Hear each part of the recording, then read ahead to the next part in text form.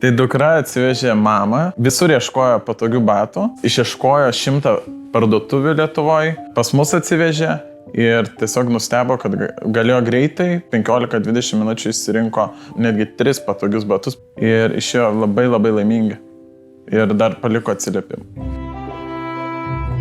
Labas, esu Gvidas Tarkovas, mano pėda įkūrėjas ir savininkas. Yra didelė problema, žmonės neranda avalynės, patogių batų neįtelpa. Todėl nes žmonės dažnai kenčia, nešioja nepatogius batus, spaudžia, maudžia ir nežino, kad yra tokia kaip mūsų parduotuvė, kuri įvairiom problemom ir kas neturi problemų irgi galim pasiūlyti išskirtinai patogius, prisitaikančius, minkštus. Konkrečią gal situaciją paimsiu, jeigu turi iššokusi kauliuką, tą haluksą. Mes turim gan daug batų, kur yra neverštų to halukso ir taip švelniai apglėptų, jie yra tokie minkšti, netrintų, pavyzdžiui, lyginant su kitais odiniais batais.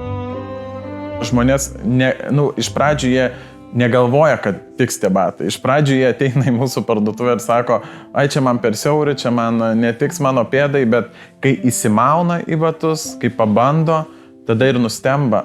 Oho, sako, pirmą porą ir tokie patogus batai. Iškart pasikeičia nuomonė ir galvoja, jau tada antrus ir dažniausiai šiaip žmonės renkasi, jeigu atvažiuoja kelias poras. Iškart, kelias, 3 netgi dažniausiai. 3 batus pasiema, nes žino, kad po to neras patogių batų kitur.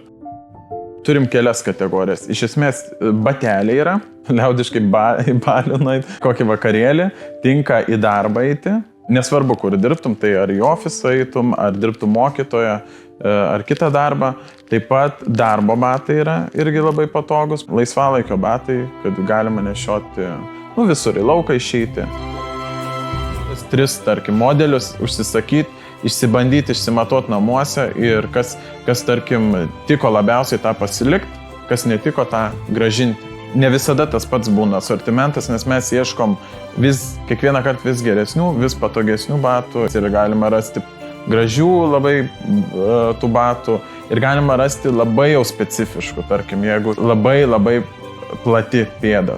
Tai kad čia ne vienas batas Lietuvoje netinka, tai tada atvažiuokite pas mūsų, tada surasim.